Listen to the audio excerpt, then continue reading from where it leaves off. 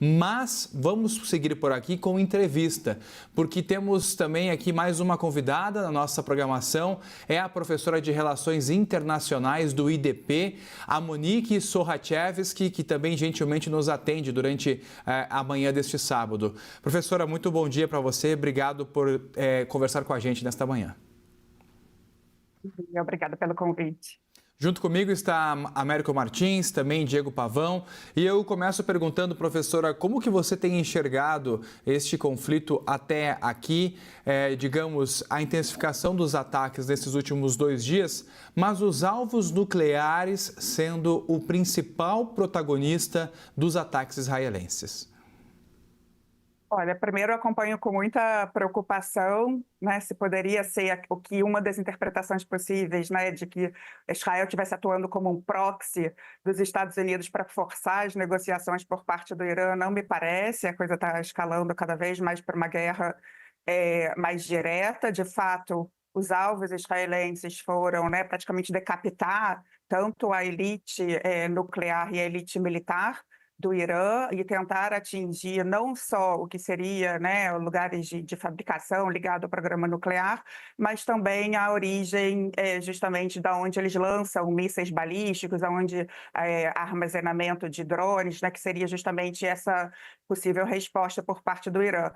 No primeiro momento, parece que o ataque israelense foi efetivo, no sentido de demorar muito tempo para que o Irã reagisse, mas como já foi dito, né, houve uma reação ontem de cerca de 4 levas de ataques iranianos contra o território israelense, e apesar, né, das baterias antiaéreas, de toda a proteção de Israel, seja o sistema Hats, o Iron Dome, que é bastante efetivo, parece que só 70% dos mísseis balísticos foram, de fato, interceptados, e alguns caíram em regiões muito habitadas, como a cidade de Rishon LeZion, gerando vítimas civis, né? A princípio são 3 mortos, mas há muita destruição material também.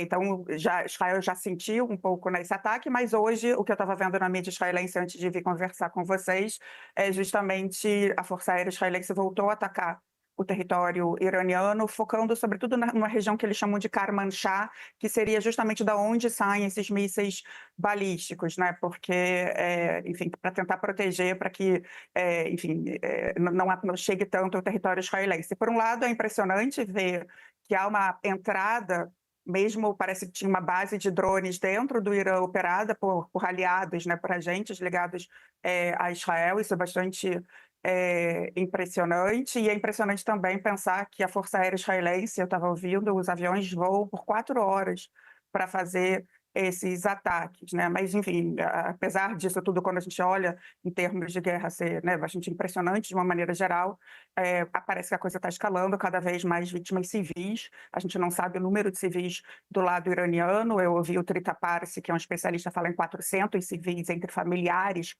ou pessoas que estavam próximas aos cientistas e essa alta cúpula militar, né, que teriam sido atingidas. Então, né, número de civis para ambos os lados, essa é a novidade, né, desse conflito, que se desenrola em grande medida desde 7 de outubro do ano passado, né? Mas, enfim, falei demais, é um pouco por aí que estamos acompanhando. Américo Martins. Professora, muito obrigado pela oportunidade. Quais seriam as chances do Irã aceitar algum tipo de negociação diplomática depois desses ataques? Acho bastante difíceis, né? Na realidade, a gente estava tendo rodadas de negociações. Nesse domingo aconteceria a 6ª rodada em Omã. Sobretudo o governo dos Estados Unidos, né, teria mudado, inclusive, né, o que seria uma demanda que inicialmente era para que o Irã não enriquecesse urânio para finalidade militar, e que agora seria enriquecimento zero, né? Então o próprio regime já estava incomodado. Em que medida esses ataques poderiam ser, na linguagem de negociações do Trump, algo, né, para que estimulasse o regime a negociar, me parece cada vez mais complicado. Mas, por outro lado, o regime dos ayatollahs está numa situação muito complicada, né? Porque se escala mais ainda, enfim, os Estados Unidos entram na guerra, a coisa pode, né, enfim, perder a mão, e mais do que tudo, né? Por um lado, há uma insatisfação popular, certamente iraniana, muitas pessoas incomodadas com o ataque israelense, mas o regime ele é muito impopular, né? Então tem uma linha fina aí né, de como manter a sua, né, altivez, a sua soberania frente, né, a um programa que para eles é muito importante, e por outro lado, né, enfim, ser forçado, né, a negociar em termos que não sejam bons e botar a própria estabilidade ou a própria existência do regime em xeque, né? Nosso editor de internacional, Diego Pavão, também pergunta para a professora. Professora, bom dia. Obrigado pela participação aqui na CNN. Eu queria olhar agora um pouco para a situação interna de Netanyahu lá em Israel, a situação política dele especificamente. É muito natural que num momento de conflito como esse, a gente tenha ali a imagem de um inimigo em comum para aquele país e que esse inimigo faz, de certa forma, a nação se unir e precisar de um líder claro ali, ou seja, necessitar de estabilidade política. Só que nessa semana, por exemplo, lá em Israel, a gente teve uma tentativa de dissolução do parlamento que poderia levar a novas eleições. Uma análise que se faz desse momento de Netanyahu é que ele sempre ali está se apoiando num inimigo, num momento de tensão e conflito, para se segurar no poder, né? Com a guerra em Gaza, com o Hezbollah no Líbano, com os Houthis no Iêmen e agora com o Irã propriamente dito. Como que a senhora vê, nesse momento, a situação política dele, político-partidária, eu quero dizer, diante dessa ameaça tão presente do Irã? Olha, o timing do ataque certamente leva em consideração isso, né? Ele quase que perdeu o governo mais uma vez por conta dos ultra-ortodoxos, né? Tem a questão eles não querem servir ao exército, né? Teriam ameaçado de sair da coalizão, então, né? Enfim, o Bibi Netanyahu conseguiu se manter, mas certamente esse ataque ao Irã tem também esse componente no sentido de que já existe uma guerra em Gaza, né? Desde outubro de 2023, e essa guerra faz do Bibi muito impopular, né? Sobretudo porque ainda tem 55 reféns, sobretudo porque agora os próprios israelenses finalmente, né, já ficam incomodados com a matança. A gente vê israelenses, né, indo para as ruas com fotos das crianças sendo massacradas em Gaza, e fica claro que não tem uma estratégia, né, algo para o dia depois, porque que o governo de Israel vai fazer em relação a Gaza. Então, Gaza tem, enfim, desgastado muito o Benjamin Netanyahu. Já quando a gente pensa esse contexto mais amplo, que é importante de se entender desde o dia 7 de outubro, que existe um conflito com Hamas, mas existe um conflito regional mais amplo em que o Irã e os seus proxies, né, desde o 7 de outubro, estiveram atacando Israel, sobretudo o Hezbollah e os Houthis, né, o Hezbollah a partir do Líbano e os Houthis a partir do Iêmen. Inclusive, os Houthis usam os mesmos mísseis balísticos que o Irã está usando agora. Os israelenses estavam falando que eles já tinham alguma capacidade de lidar com esses mísseis porque viram vindo dos Houthis, né?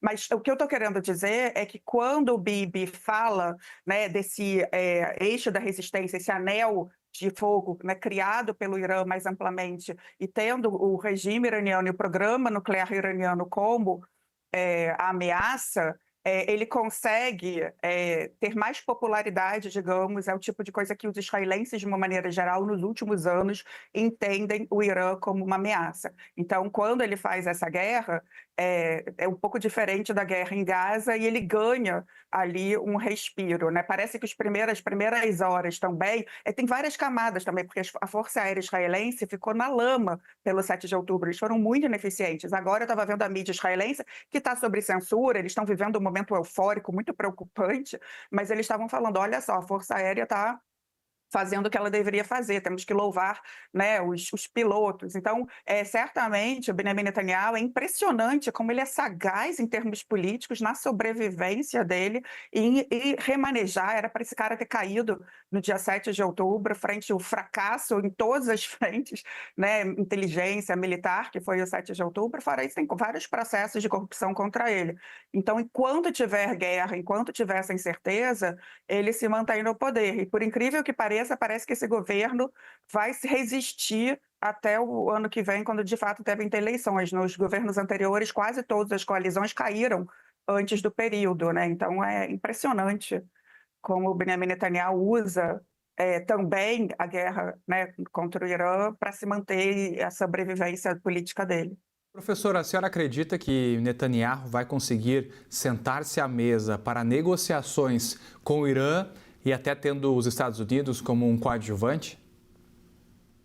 Não acredito que vá acontecer isso, né? O que eu tinha dito inicialmente é porque fica muito dúbio da gente entender, se alguém entender isso, me explica, como é que funciona a tomada de decisão de política externa dos Estados Unidos em geral e para o Oriente Médio em particular, porque o Steve Witkoff é o mediador, né? Que tem ido, é o representante do governo Trump na região, né? E estava lá, participando das rodadas de negociação. O Marco Rubio, logo depois do ataque, né, israelense contra o Irã, botou uma nota nas mídias sociais dizendo que os Estados Unidos não estavam exatamente envolvidos, né? Já o Trump falou, aproveitem essa oportunidade, né, Irã, perdão, antes de que seja muito tarde para vocês negociarem. Então, existe essa ideia de que talvez, né, o Trump teria alguma articulação ali com o Bibi para que forçasse, né, enfim, o Irã para uma negociação, né, obviamente acho muito difícil que diretamente com Israel, mas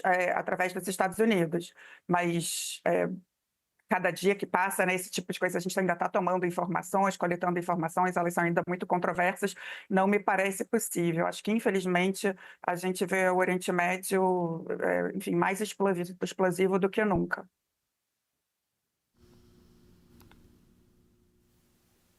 Oi. Passo a palavra para o colega Américo Martins. Não sei se temos o Américo ou o sinal travou dele. Mas temos sim. Olá, Estevão. Professora, a senhora falava agora dessa capacidade impressionante do Netanyahu de conseguir sobreviver politicamente e usar as guerras, os conflitos em seu favor. Esse conflito com o Irã, obviamente, é o grande conflito, é o conflito que mais chama a atenção. E isso bota mais uma vez no esquecimento o conflito inicial aí com o Hamas, a destruição, a tragédia humanitária na faixa de Gaza. O que esse conflito significa para Gaza, para os civis e também para os reféns que continuam nas mãos do Hamas? São duas coisas. Por um lado, sim, né? A gente tem, é óbvio que o elefante na sala, e de uma maneira geral, é resolver a questão palestina, que tenham dois estados para ontem, e para resolver, sobretudo, a questão em Gaza, né? Seja a libertação dos reféns ou dos corpos dos reféns que restam, oficialmente são cerca de 55, né? Que a ajuda humanitária, a reconstrução de Gaza, sendo que o Bibi Netanyahu diz que tem que acabar com o Hamas, como se fosse possível, né, acabar com o Hamas e, de qualquer forma, né, não está na agenda política dele um Estado palestino, até porque um Estado palestino, para ele, é acabar com essa coalizão. Eu acho que ele, pessoalmente, não acredita nisso, mas também acabar com a coalizão dessa extrema-direita, né, sobretudo com o apoio que ele tem dos colonos, que são figuras que, obviamente, têm um projeto ali de limpar a Gaza e de construir colônias. Eles funcionam numa ideia de uma grande Israel, uma coisa quase que bíblica, né? Então, por um lado, a guerra em Gaza ela precisa ser resolvida e os próprios israelenses eles já estão muito cansados dessa guerra, porque a gente tem, né, agora ainda mais com a frente do Irã, né, todo mundo tendo que servir, né, fora todo mundo conhece alguém que foi impactado no 7 de outubro, que foi sequestrado, que está servindo em Gaza. Então essa guerra, Israel é um país muito pequeno, né, ela mobiliza todo mundo. Então, por um lado, tem que haver a solução de Gaza, não há dúvida. Agora, por outro lado, eu sou uma das pesquisadoras que acho muito importante dizer que o Irã não é out of the blue, não é do nada que surgiu o Irã. Há uma interpretação, inclusive, de muitos israelenses desde o dia 7 de outubro, que o ataque deveria acontecer contra o Irã. Na realidade, a gente teve um projeto do Hamas, né, que inclusive se adiantou, porque o projeto mais amplo do chamado Eixo da Resistência era ter um ataque de várias frentes contra Israel, e sabe-se lá o que teria acontecido com Israel no 7 de outubro. Né? Então, exatamente como eu já pontuei, né, o ataque do Hezbollah, que era, né, a longa mano ali do Irã, no Líbano, dos Houthis, de milícias xiitas do Iraque. Então, por um lado, a questão do Irã, a percepção de muitos é que o grande problema é uma ameaça existencial que os israelenses têm que resolver. Né? Então, tem essas questões. De qualquer forma, para a gente ter paz na região e aqueles países que têm projetos de paz, como a Arábia Saudita, que estava se encontrando, justamente o MBS, né? O Mohammed bin Salman estava se encontrando com o Macron para tentar levar uma questão adiante, necessita de um Estado palestino. E para ter um Estado palestino precisa negociar, acalmar Gaza, né, e ir adiante. Então, o que eu respondo é que, para o Bibi, né, continuar a guerra, quer dizer, ele continuar no poder e não enfrentar os grandes problemas que têm que ser encarados, sobretudo o Estado palestino, e, enfim,